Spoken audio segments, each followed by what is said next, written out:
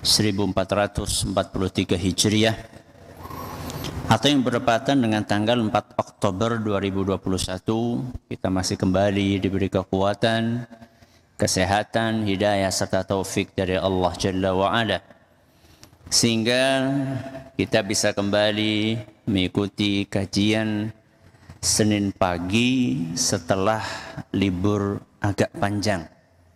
Apa panjang banget? Terakhir kapan, Bu? Nanti kelalen ya. Terakhir itu Syawal, Bu. Sekarang bulan apa? Safar. Berarti udah berapa bulan? Orang pada hafal gitu ya.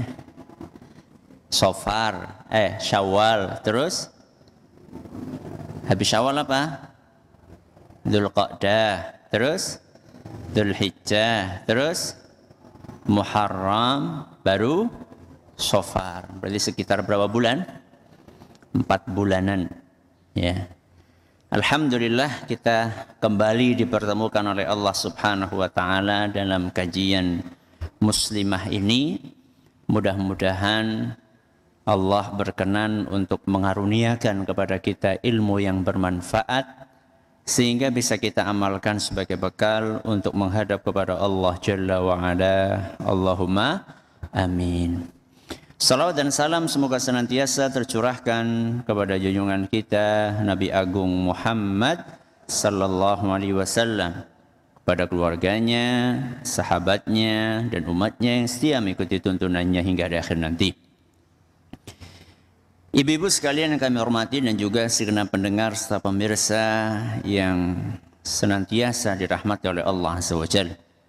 Hari ini kita akan melanjutkan pembahasan tentang fikih pendidikan anak serial nomor 152, mengangkat tema bila keguguran terjadi.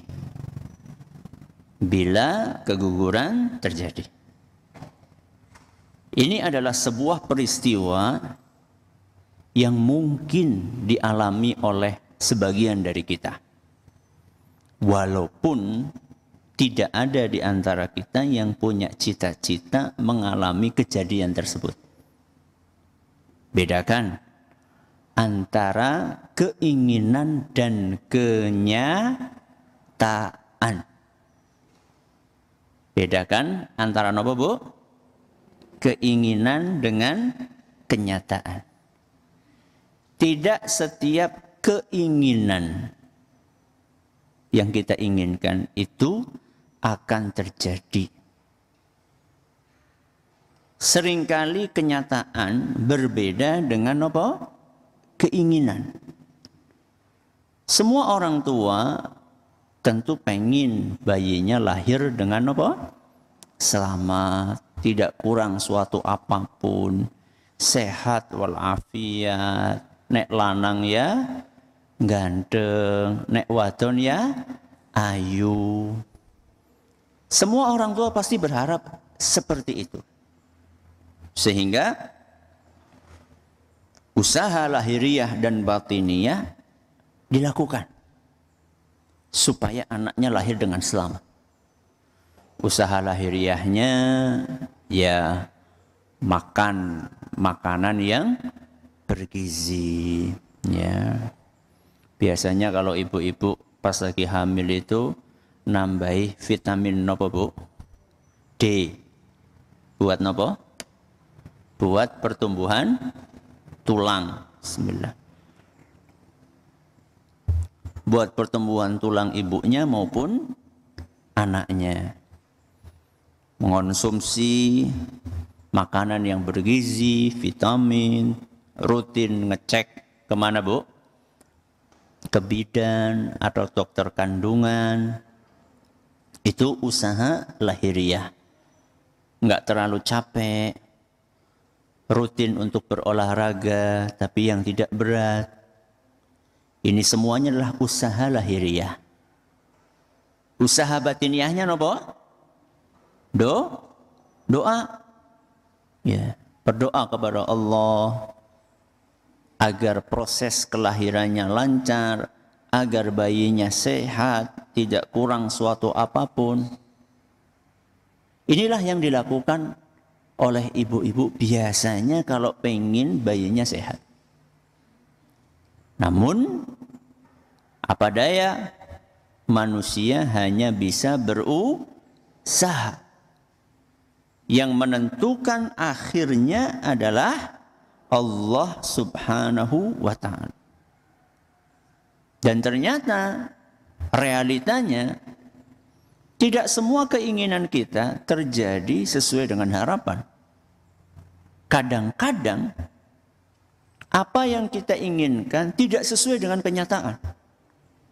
Allah Subhanahu wa ta'ala menakdirkan sesuatu yang berbeda dengan keinginan kita. Dan itu sering kita alami. Pengennya ya kabehan ge. Betul? Ada di antara jenengan yang pengen jadi orang miskin? Ada enggak? Semuanya pengen jadi orang kaya. Tapi kenyataannya, apakah semua yang hadir di sini kaya? Kaya apa mboten? Kaya apa disit? Kaya harta atau kaya hati? Semua yang ada di sini pengennya duitnya banyak, tapi kenyataannya nggak semuanya duitnya banyak. Semua dari kita pengen tubuh selalu apa? Sehat, tapi kenyataannya kadang-kadang sakit.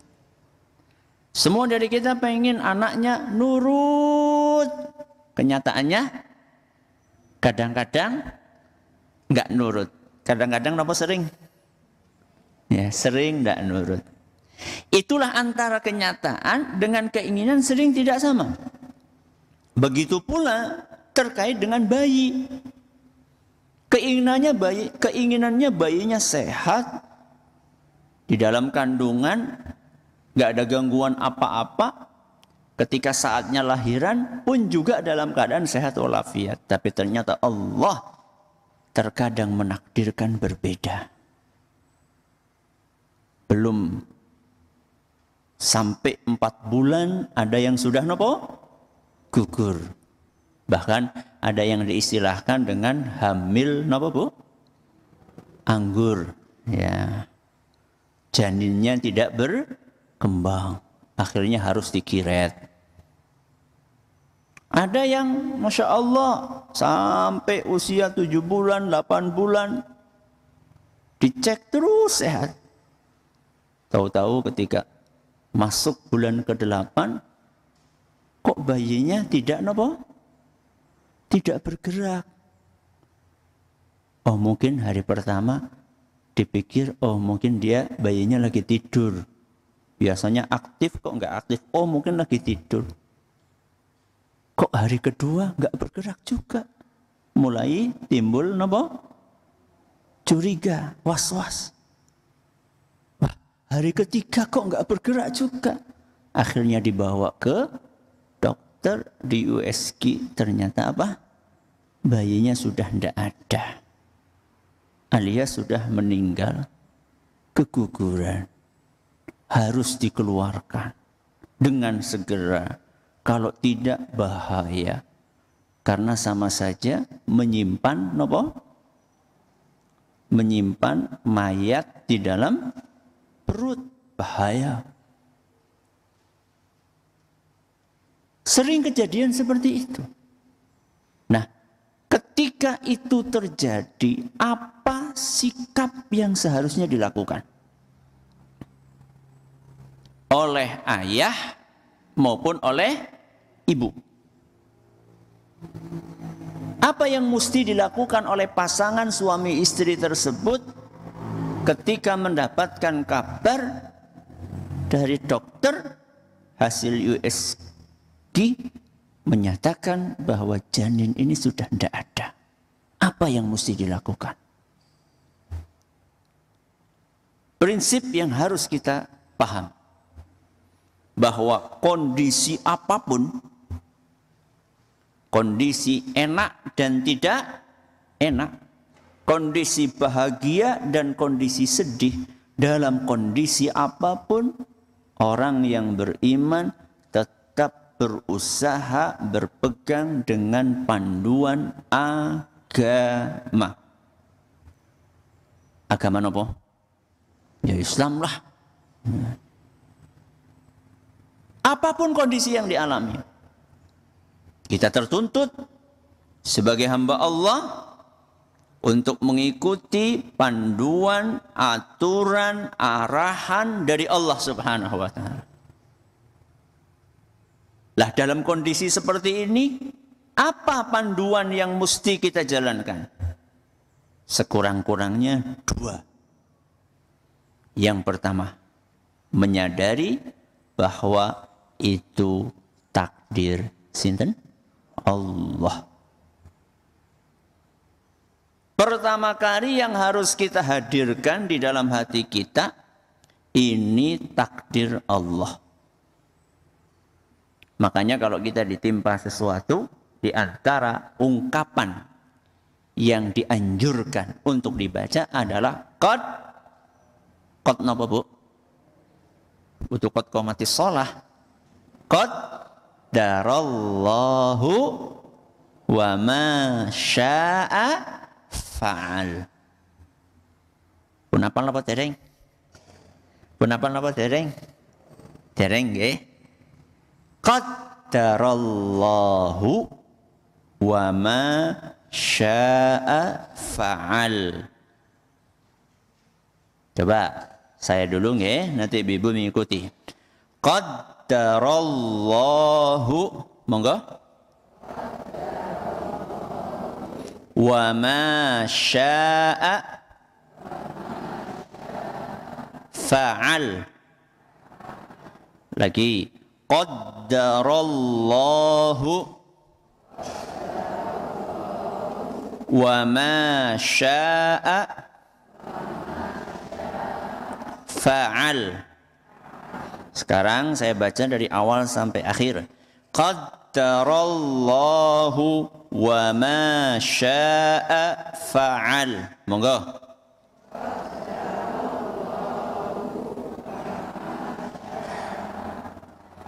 Ayo bareng-bareng sama saya. 1, 2, 3.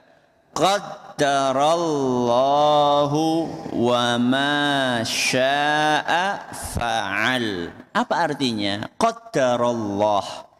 Ini sudah takdirnya sinten? Allah. Nek carane wong Jawa ya wis lah. Ye wis apa nek?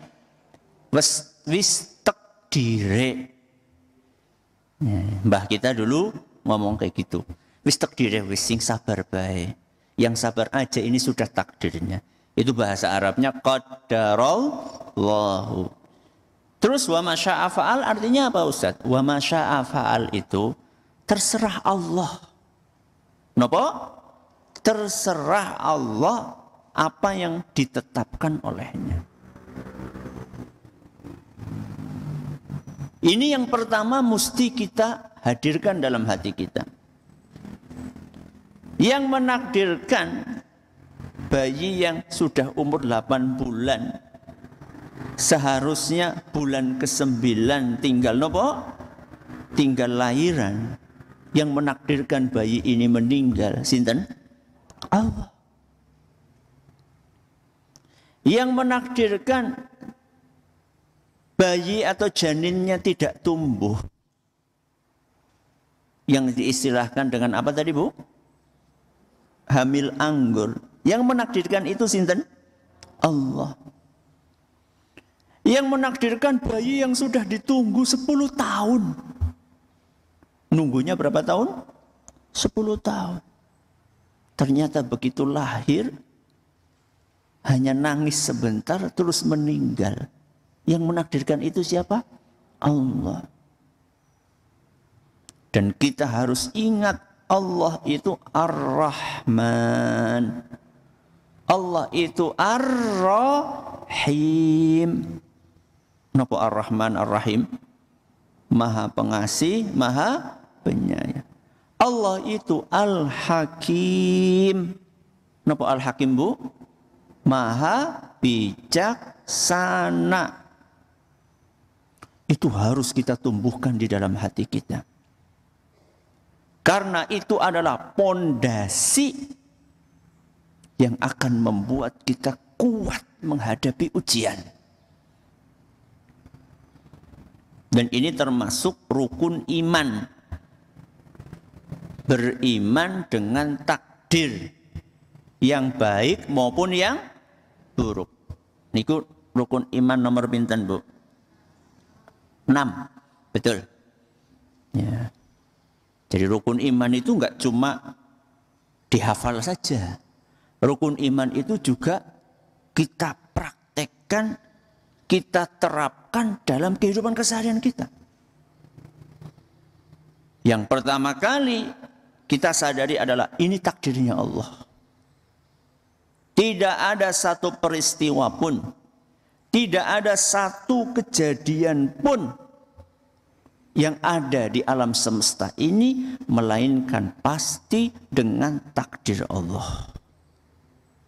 Hal itu ditegaskan dalam Al-Quran surat Al-Hadid ayat 22 sampai 23. Surat apa, Bu? Al-Hadid ayatnya 22 sampai 23. Allah berfirman, "Ma asaba min musibatin fil ardi wala fi anfusikum illa fi kitabim min qabli an nabra'aha." Setiap musibah yang terjadi di muka bumi atau yang menimpa diri kalian, pasti semuanya sudah tertulis di dalam Lauhul Mahfuz.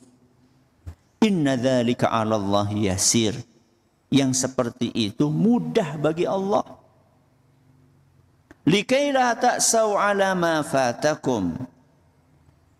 Ini kami sampaikan agar kalian itu jangan terlalu bersedih atas apa yang tidak kalian dapatkan. Pengennya bayinya lahir selamat, ternyata lahir meninggal dunia. Ingat, itu sudah ditakdirkan oleh Allah, sudah tertulis dalam Lauhul Mahfuz. Jangan bersedihan berlebihan. Nanti kita akan jelaskan bahwa sedih itu manusiawi. Tapi yang dimaksud di sini jangan berlebihan sedihnya. Wala tafrahu bima atakum, atau sebaliknya, seandainya kalian bukan kehilangan sesuatu tapi mendapatkan karunia sesuatu, jangan terlalu bergembira sehingga kalian menjadi sombong. Dapat rezeki nomplok, anaknya diterima jadi PNS misalnya, padahal baru daftar pertama kali, sedangkan tetangga sudah daftar berkali-kali nggak diterima. Anaknya jenengan baru daftar sekali langsung diterima, padahal nggak pakai sokok-sokokan. Jangan sombong, karena itu dengan takdir sinten Allah Subhanahu wa taala. Wallahu la yuhibbu kulla mukhtalin fakhur. Sesungguhnya Allah itu tidak suka kepada orang yang sombong dan suka membanggakan diri. Jadi ini yang pertama. Menerima takdir. Menyadari bahwa itu takdir Allah. Kalau kita sudah sadar bahwa itu takdir Allah, maka berikutnya adalah terima. Kenapa, Bu? Terima. Kalau menerima berarti parang protes napa mboten? Mboten. Kalau protes namanya bukan nerima. Kenapa sih? Kenapa nyong? Kenapa udah kayak baik? Loh. Kok jadi ngatur Allah Subhanahu wa ta'ala? Kenapa kok saya yang mengalami keguguran? Padahal ini adalah anak pertama. Kenapa tetangga saya anaknya 10 orang asing keguguran? Loh. Kok jenengan ngatur-ngatur Allah tau? Jenengan itu siapa? Kok berani-beraninya ngatur Allah? Yang menakdirkan 10 anak tetangga itu lahir selamat sinten? Allah. Yang menakdirkan jenengan baru mau lahiran satu sudah keguguran sinten? Allah. Kenapa protes? Ya. Yang punya jenengan, yang punya tetangga jenengan, yang punya alam semesta, ini sinten? Allah. Kenapa protes? Terima. Ya. Apalagi Pak Bu, takdir Allah untuk orang yang beriman itu pasti terbaik. Pasti apa Bu? Terbaik. Ini harus kita camkan betul-betul. Apapun yang Allah takdirkan untuk mukmin atau mukminah, itu pasti yang terbaik. Itu disampaikan oleh Nabi SAW dalam hadis riwayat Ahmad dan dinilai sahih oleh Imam Ibn Hibban dan Syekh Al-Albani. Kata Nabi SAW, Inna Allah la yaqdi lil mu'mini qada'an illa kana khairan lahu. Sesungguhnya Allah Subhanahu wa ta'ala tidak menakdirkan sesuatu bagi seorang yang beriman kecuali pasti itu yang terbaik. Lawang keguguran kok terbaik Ustaz? Lawang lara sakit kok terbaik Ustaz? Lawang hari ini suami pulang cuma bawa duit berapa Bu? Berapa Bu? 5.000. Berapa Bu? 5.000. Kok terbaik? Iya. Selama kita sudah berusaha, selama suami sudah bekerja dengan maksimal, selama kita sudah berupaya untuk menjaga kesehatan, kok Allah takdirkan kita jatuh sakit atau suami kita pulang dengan membawa uang tidak sesuai harapan. Harapan yang jenengan suami pulang bawa berapa Bu? Oh, 200.000? Oke temen. Ya pira-pira ya kurang ya. Atau ya pira-pira alhamdulillah Bu. Masya Allah. Siap-siap nggih mangke sonten nggih 5.000 tok lho. Jajal alhamdulillah apa ora? Kira-kira kalau misalnya nanti sore ternyata suami datang bawa 5.000. Kira-kira komentarnya jenengan apa Bu? Temenan alhamdulillah. Kira-kira apa Bu komentarnya? Deneng. Kok cuma 5.000 ya. Bahkan bisa jadi malah suudzon ya sama suami. Ki sing 10.000 nggo sapa yo. Nggak boleh gitu nggih Bu nggih. Ya. Jadi sepahit apapun takdir Allah pasti itu yang terbaik. Terbaik bagaimana sih Ustaz? Saya belum paham Ustaz. Sakit kok terbaik? Iya. Betapa banyak orang yang sadar dan memperbaiki diri setelah apa? Sakit. Betul apa betul? Betul. Ada sebagian orang Masya Allah emosian banget. Kenapa? Emosian. Bahkan sudah belajar agama pun masih emosian. Walaupun sudah berkurang. Sulit sekali untuk merubah karakter tersebut. Alasannya wis gawan bayi. Dinasehati jangan emosian. Wis gawan bayi, kawit miyen kiki. Ini sudah bawaan bayi. Belajar agama lumayanlah mengurangi tapi masih tetap emosian. Allah menginginkan kebaikan untuk orang ini. Akhirnya oleh Allah dikasih sakit dan sakitnya sakit yang berat. Begitu sembuh Masya Allah. Tidak lagi apa?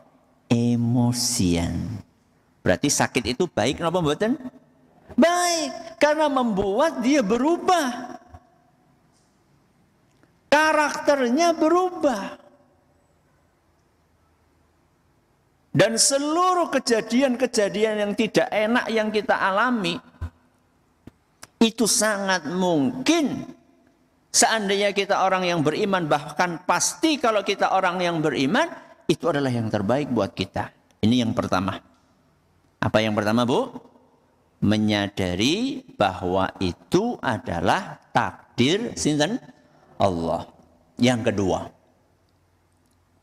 apa yang mesti kita lakukan? Menghibur diri. Pripun? Menghibur diri. Dengan apa Ustaz menghibur dirinya? Dengan janji surga. Masya Allah. Dengan apa, Bu? Janji surga. Keguguran, sedih. Manusiawi napa mboten? Manusiawi napa mboten? Manusiawi. Nembe uli arisan. Nembe uli arisan. Baru dapat arisan. Pulang sampai di rumah ternyata gigal. Ternyata amplopnya napa? Jatuh. Balik ditelusuri jalannya, ternyata sudah ndak ada. Wajar napa mboten sedih? Wajar. Wong begitu dapat arisan sudah merencanakan ini duitnya buat ini bahkan belum dapat arisan wis rencana. Ya, belum dapat arisan, kena oleh arisan nanti akan beli ini, dandani ini, memperbaiki ini dan itu. Tapi ternyata begitu sampai rumah, duitnya hilang. Sedih wajar, sedih manusiawi. Yang tidak boleh itu, napa Bu? Berlebihan. Berlebihan itu bagaimana? Berlebihan itu ya sampai protes. Protes kepada siapa, Bu? Kepada Allah. Atau gara-gara kehilangan duit arisan itu terus jadi marah-marah sama orang lain. Marah-marah sama suami yang sudah boncengin jenengan. Dari tempat arisan pulang ke rumah. Begitu sampai di rumah yang dimarahi siapa? Suaminya. Itu gara-gara jenengan, Mas. Jenengan sing boncengaken sih. Dadine apa? Gigal, jajal si nek anake sing boncengaken. Ora tahu nek anake boncengaken kuwi gigal. Jenengan begitu boncengaken langsung apa? Gigal. Astagfirullah, wis kesel-kesel boncengaken malah domei. Saya tanya Bu, kira-kira kalau jenengan marah sama suaminya, duitnya kembali atau tidak? Terus ngapa? Ya. Maka ketika kita tertimpa sesuatu sedih itu manusiawi, wajar. Tapi jangan berlebihan. Apalagi menyalah-nyalahkan Allah dan menyalah-nyalahkan orang lain. Apalagi sampai mengungkit kenapa dan kenapa, andaikan dan andaikan. Gak usah. Karena andaikan itu pintunya siapa? Setan. Ya. Donge, ya, gue anu pintune napa Bu? Setan. Donge aja liwat ngana. Seharusnya jangan lewat sana. Seharusnya kayak gini, seharusnya jangan. Kalau sudah terjadi, ucapkan apa tadi? Qadarallahu wa ma syaa fa'al. Baik. Sedih boleh, sedih manusiawi, tapi jangan berlebihan. Bagaimana supaya sedih itu tidak berlebihan? Hibur diri. Agar sedih tidak berlebihan, hibur diri. Dengan apa menghiburnya? Salah satunya adalah dengan hadis Nabi sallallahu alaihi wasallam.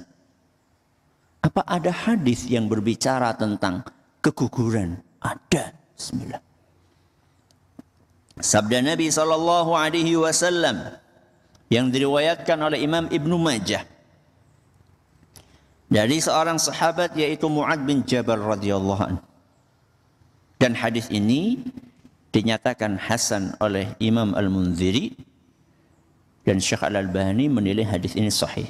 Ada sebagian ulama yang menilai hadis ini dhaif. Yaitu sabda Nabi SAW, "Walladzi nafsi biyadihi," demi Allah, "inna siqta la yajurru ummahu bisararihi ilal jannah." Demi Allah, sungguh bayi yang gugur. Gugur di sini maksudnya adalah ibunya mengalami apa? Keguguran. Sesungguhnya bayi yang gugur itu benar-benar akan menarik, geret ibunya dengan tali pusarnya, ari-arine, dengan tali pusarnya ke surga. Jadi bayi tersebut akan terus memegangi ibunya sampai ibunya ini oleh Allah diperbolehkan masuk surga. Di dalam Sahih Muslim, auladukum da'amisu ahlil jannah. Anak-anak kalian yang pada meninggal sebelum balik, ya, kata para ulama termasuk di dalamnya adalah bayi yang keguguran. Itu akan menjadi anak-anak penghuni surga. Allahu Akbar. Jadi di dalam surga nanti itu ada anak-anak kecil. Wildanun mukhalladun. Ada anak-anak kecil yang kekal di surga. Dari mana anak-anak kecil itu? Salah satunya dari anak-anak kaum muslimin yang meninggal ketika di dunia padahal mereka belum balik.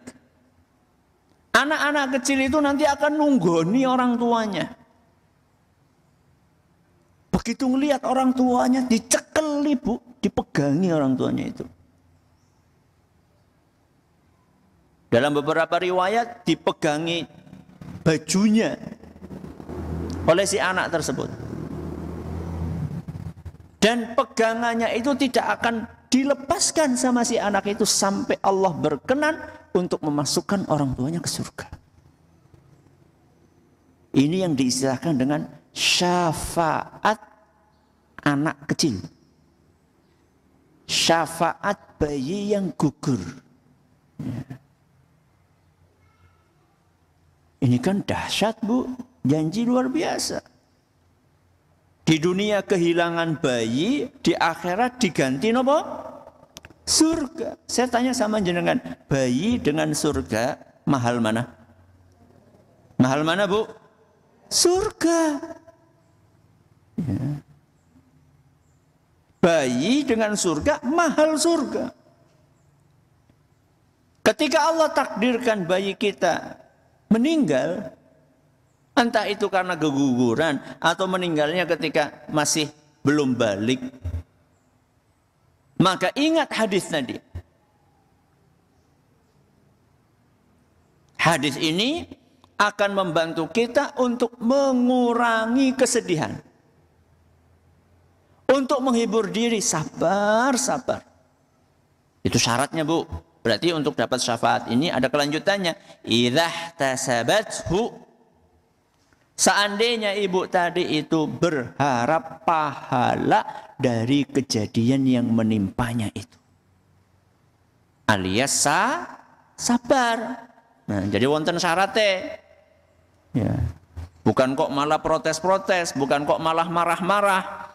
Tapi sabar menghadapi ujian tersebut. Mengharap pahala. Mudah-mudahan bisa jadi pahala. Mudah-mudahan bisa jadi syafaat.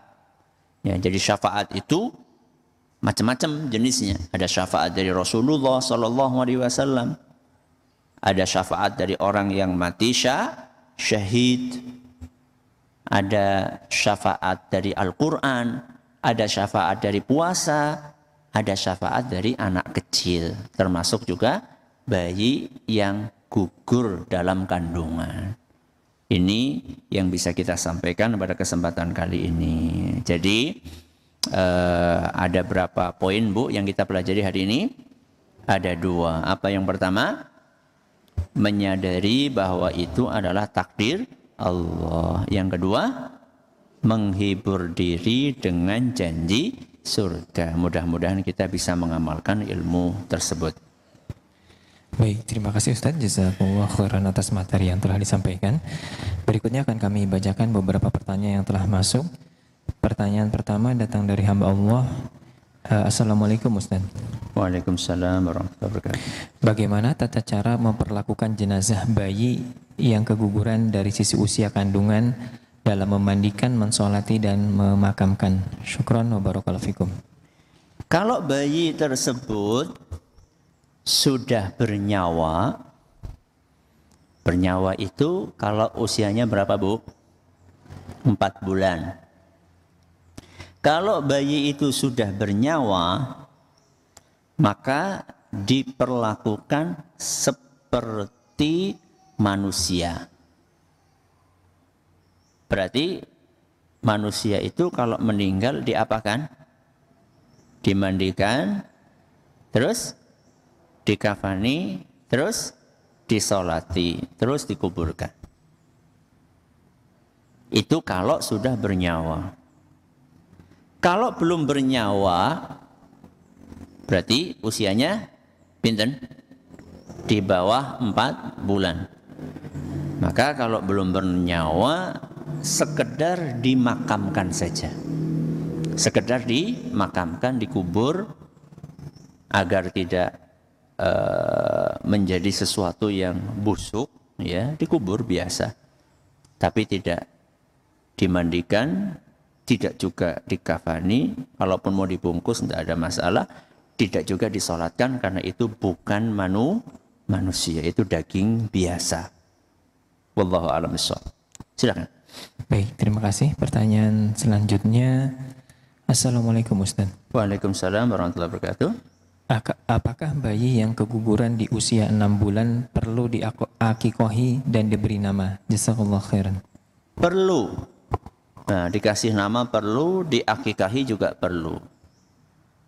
Diakikohi tentunya kalau punya dana. Ya, kalau punya dana, ya diakikohi. Kemudian dinamai, iya dinamai. Tapi itu semuanya adalah sunnah. Ya, menurut pendapat banyak ulama. Ya, menurut pendapat banyak ulama. Ya, silakan. Baik, terima kasih. Pertanyaan selanjutnya datang dari hamba Allah di Cilacap. Agak keluar dari tema ini Ustaz. Assalamualaikum Ustaz. Waalaikumsalam. Bagaimana sikap yang bijak bagi orang tua yang telah mengarahkan anaknya belajar di pondok dan si anak pun menurut saya menunjukkan serta menunjukkan keseriusan dan kesungguhannya dalam menuntut ilmu di pondok. Namun si anak punya cita-cita menjadi pegawai setelah besar nanti. Anak tersebut merasa tidak mampu untuk menjadi seorang ustadz. Mohon nasihatnya, jazakallahu khairan. Pertama, alhamdulillah anak ibu mau mondok, anak bapak ibu mau mondok. Ini adalah sesuatu yang harus disyukuri. Kemudian nanti besarnya pengen jadi pegawai. Boleh atau tidak? Ya jenis pegawainya apa? Kalau dia pengen jadi pegawai di tempat yang memang pekerjaannya halal, ya tidak apa-apa. Tidak setiap tamatan pesantren harus jadi nopo? Ustadz. Tidak setiap tamatan pesantren harus jadi ustadz. Orang belajar agama itu pertama kali tujuannya adalah untuk menghilangkan kebodohan dari sinten Bu? Orang belajar agama untuk menghilangkan kebodohan dari jeneng ambleng, dari diri sendiri. Kenapa kita ngaji? Kenapa mondok? Kenapa hadir kajian? Untuk menghilangkan apa Bu? Kebodohan dari diri sendiri. Itu tujuan utamanya. mengharapkan ridho Allah Subhanahu wa taala. Baru kemudian menghilangkan kebodohan dari orang lain. Jadi belajar agama itu bukan tujuannya supaya jadi ustadz. Belajar agama tujuannya adalah supaya yang awalnya tidak tahu jadi tahu, belum mengamalkan jadi mengamalkan. Itu tujuannya. Seandainya kemudian ada yang jadi ustadz, yo alhamdulillah. Sekarang saya tanya sama jenengan, sahabat Nabi SAW ketika Rasulullah SAW wafat, itu kira-kira jumlahnya 100 ribuan. Kira-kira. Pinten bu? 100 ribu. Saya tanya, 100 ribu sahabat Nabi itu apa semuanya ustadz? Hah? Betul. Padahal semuanya santrinya Rasulullah SAW. Betul apa betul? Betul. Gak semuanya kayak Mu'adz bin Jabal yang dijadikan oleh Nabi sebagai da'i atau ustadz. Bahasa kita sekarang. Gak semuanya seperti Mus'ab bin Umair yang diutus oleh Nabi SAW untuk dakwah kemana-mana. Tapi perhatikan, sahabat Nabi SAW selain yang jadi ustadz, profesinya macam-macam. Ada yang jadi panglima perang. Contohnya, Khalid bin Walid, ya. Usamah bin Zaid. Ya. Itu ada sahabat yang jadi panglima perang. Ada sahabat yang jadi sekretaris. Nulis surat-surat Nabi SAW, menerjemahkan surat-surat yang datang kepada Nabi SAW, menulis Al-Quran. Ada sahabat Nabi SAW yang jadi pebisnis. Sinten contohnya? Abdurrahman bin Auf. Ada sahabat Nabi SAW yang jadi petani. Wonten. Ada sahabat Nabi yang jadi penggembala. Ada sahabat Nabi yang jadi pengrajin, tukang kayu, tukang besi. Ada atau tidak? Ada. Enggak semuanya jadi ustadz. Tapi yang sama apa? Yang sama semuanya soleh. Panglima perangnya soleh. Pebisnisnya soleh. Petaninya soleh. Peternaknya soleh. Sekretarisnya soleh. Pegawainya soleh. Semuanya soleh. Maka tamatan pesantren menjadi pegawai boleh? Boleh, tapi jadilah pegawai yang soleh. Tamatan pesantren menjadi dokter boleh? Boleh, tapi jadilah dokter yang soleh. Tamatan pesantren menjadi arsitek boleh? Boleh, tapi jadilah arsitek yang soleh. Tamatan pesantren menjadi presiden. Boleh atau tidak? Boleh. Tapi presiden yang soleh. Ya, tidak apa-apa. Ya, tinggal diarahkan kepada putra jenengan. Nanti ketika jadi pegawai, pertama milih pegawainya, pegawai di instansi apa. Ya, yang betul-betul bersih kira-kira atau mendekati bersih. Kemudian saat jadi pegawai menjaga ilmu yang sudah dimiliki sambil menularkan ilmu itu kepada lingkungannya. Itu yang bisa diarahkan. Ya, silakan. Baik, terima kasih jazakumullah khairan atas jawabannya. Kami bacakan pertanyaan selanjutnya, 2 pertanyaan yang senada Ustadz. Pertanyaan pertama, bagaimana proses pengurusan jenazah janin yang keguguran dan proses pemakamannya, apakah harus di tempat pemakaman umum? Fenomena di daerah kami, sebagian ada yang memakamkan janin keguguran di pekarangan sekitar rumah. Pertanyaan yang kedua serupa, saya pernah keguguran di usia sekitar 3 bulan, tapi saya kubur di sebelah rumah. Apakah tidak apa-apa nanti Ustadz? Jazakumullah khairan. Tadi sudah saya sampaikan di pertanyaan sebelumnya, jawaban dari pertanyaan sebelumnya, kalau bayi itu usianya di bawah berapa Bu? 4 bulan, maka dia daging biasa. Daging biasa dikubur dimanapun tidak ada masalah. Mau dikubur di halaman rumah, mau dikubur di belakang rumah, tidak apa-apa. Dan tidak perlu dikasih batu nisan. Nggak perlu dikasih batu nisan. Ya, seperti kita ngubur sesuatu yang perlu kita kubur, daging kita perlu kubur atau apa, itu tidak ada masalah. Nah, cuman kalau misalnya itu sudah usianya berapa?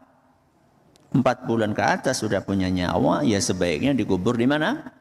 Di pemakaman. Ya, harapannya apa? Harapannya nanti jadi tidak diinjak-injak oleh orang sembarangan. Kalau kita kubur di sembarang tempat kan orang kadang-kadang lewat nggak tahu ternyata itu kuburan.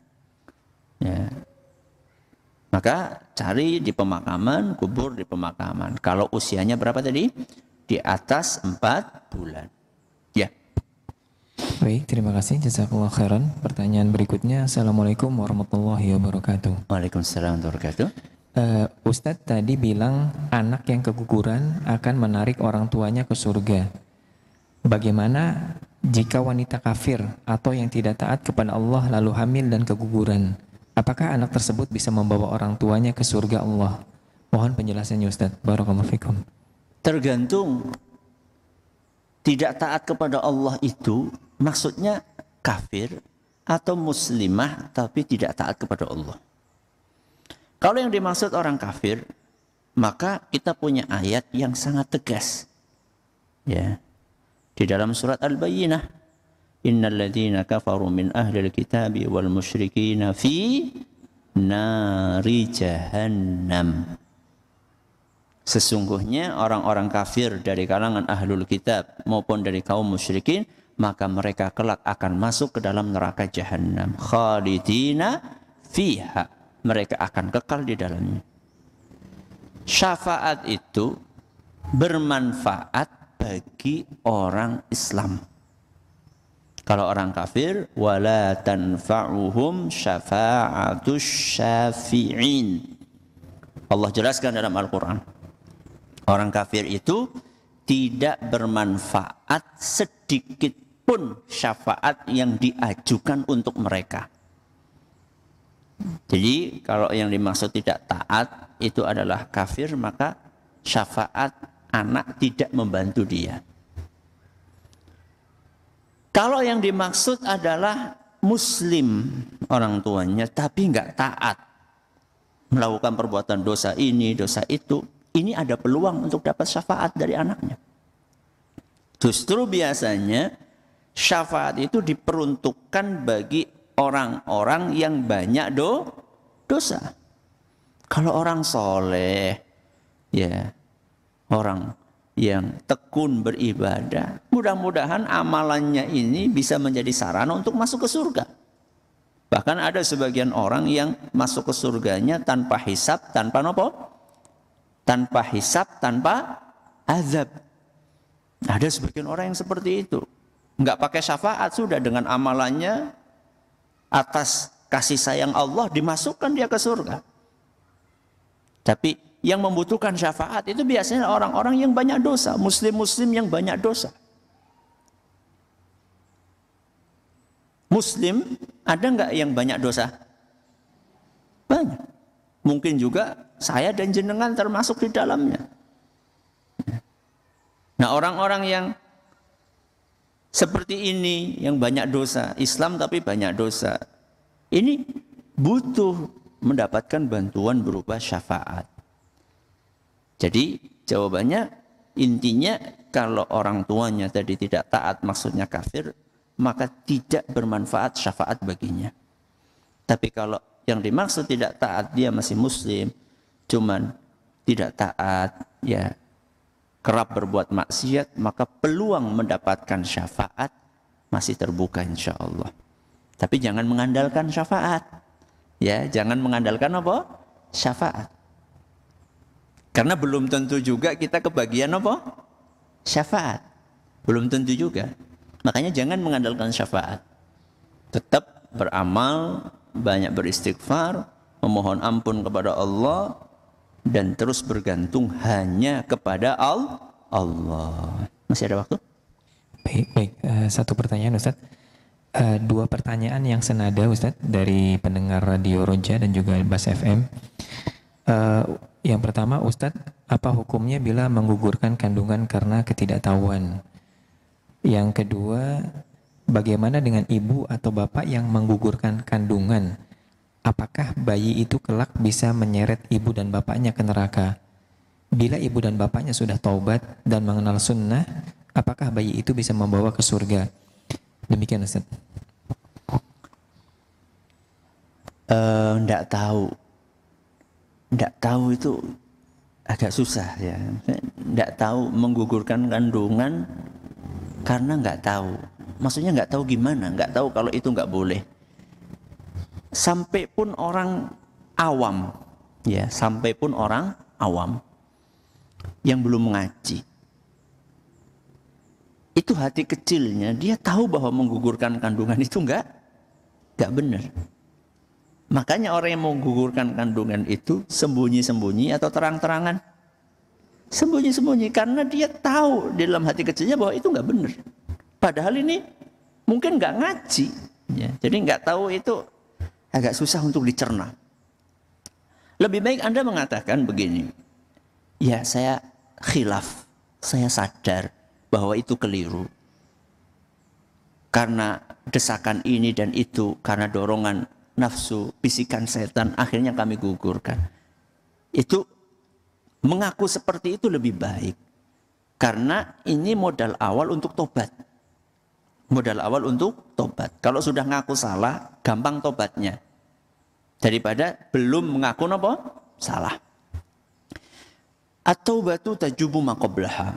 At-taibu minadz-dzambi kaman la dzamba lahu. Orang yang sudah bertobat itu seperti orang yang nggak punya dosa. Alias dosanya itu kalau serius tobatnya dan diterima oleh Allah, dosanya akan dihapus oleh Allah Subhanahu wa taala semuanya.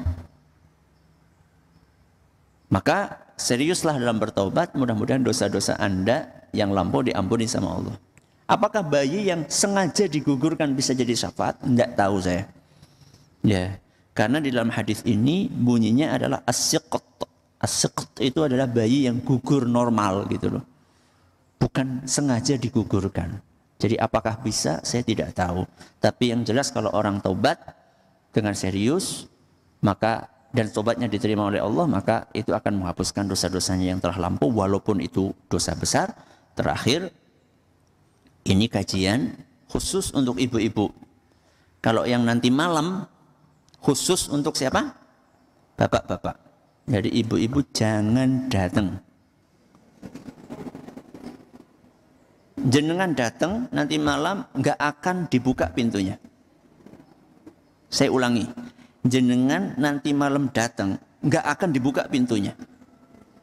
Ya, saya sudah umumkan di pengumuman flyer, di media sosial, di radio sudah saya umumkan. Sekarang saya umumkan lagi.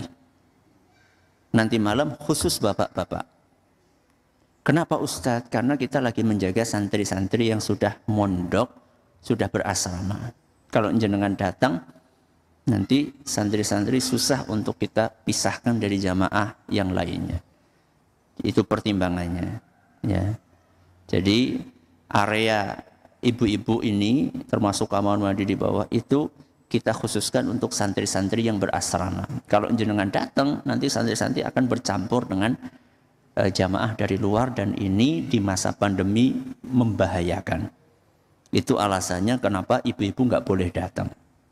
Ya, silakan dikabarkan sama yang lain. Ustaz, saya kan pengen pengajian yang malam-malam, Rabu pengajian tafsir. Ya, yang ada di Masjid Agung Darussalam Purbalingga, monggo itu terbuka buat bapak-bapak dan ibu-ibu. Jadi kalau jenengan pengen pengajian yang ba'da maghrib, silahkan hadir ke Masjid Agung Purbalingga Rabu besok, lusa. Ya, insya Allah kajian tafsir juga akan kita mulai. Tapi kan saya pengen yang Asmaul Husna radio. Kurang apa jajal? Ya. Aku pengennya orang kurus suara Facebook. Kurang apa maning? Ya. Aku pengennya sing gede YouTube. Ayo kok. Kurang apa lagi sudah? Ya. Tolong pengertiannya, mudah-mudahan Allah menjaga kita semuanya dari segala keburukan. Wallahu ta'ala a'lamu bissawab. Kita akhiri dengan doa kafaratul majlis. Subhanakallahumma wa bihamdika asyhadu an la ilaha illa anta astaghfiruka wa atubu ilaik. Assalamualaikum warahmatullahi wabarakatuh.